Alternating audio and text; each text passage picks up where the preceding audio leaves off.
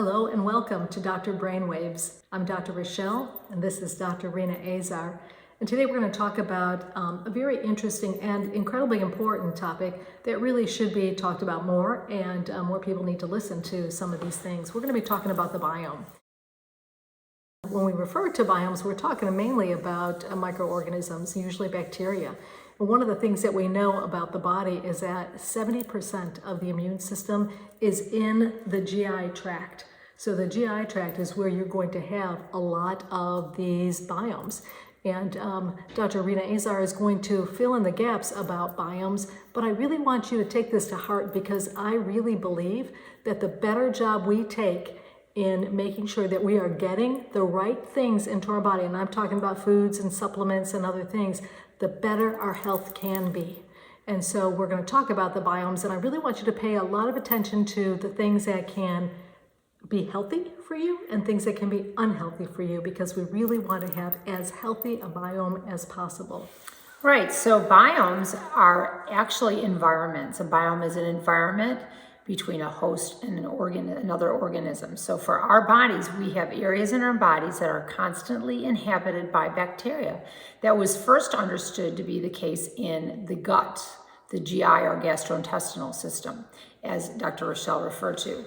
So the coexistence of bacteria, viruses, fungi, and eukaryotes, mostly bacteria, within our body in a way that's healthy for both them and us is a biome. And we recognize now that it exists not only in the gut, but also in the sinuses, in the lungs, in the esophagus, in the vaginal area, on the skin, in addition to the bowel, the bladder, and many other locations in the body which are currently being studied. But the bowel is the area we definitely have studied the most, and probably has the most impact since that's where our digestion occurs. We'll come back to that.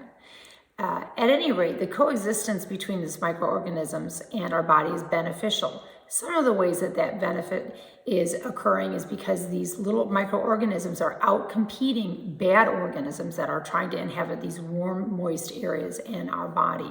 In addition to just literally physically out competing them for those locations, they're also stimulating the body's immune system. Our body has an immune response to these good bacteria, etc., in a way that it fights off bad bacteria.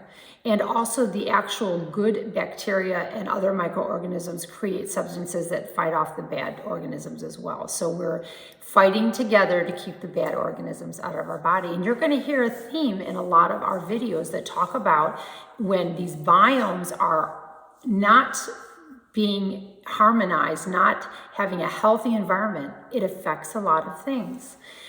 In the bowel, for example, we recognize that the health of that biome, the health of the organisms in our gut, affects our ability to not only break down food, but also absorb nutrients.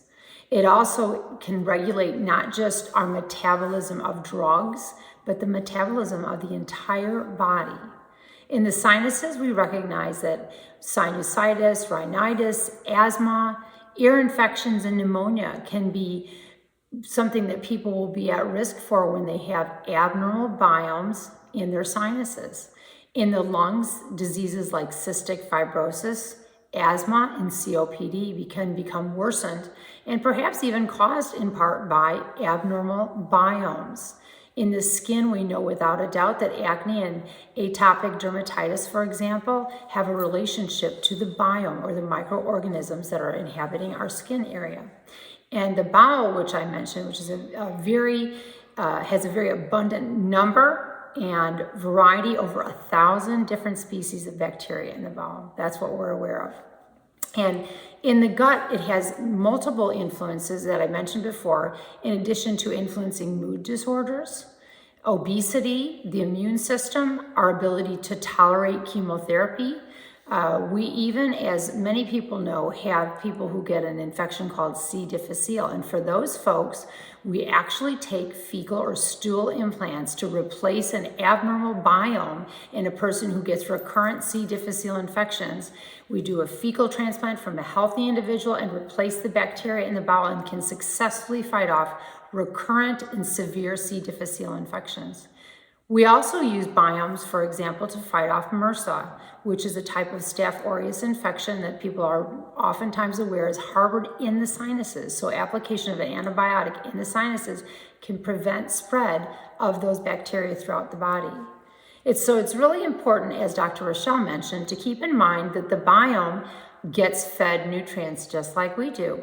Things that we know is that there are probiotics and prebiotics. Probiotics are actually the microorganisms, and there are many foods that contain microorganisms, such as yogurts, sourdough bread, buttermilk, and sour pickles. These things actually contain probiotics, but there are also things called prebiotics.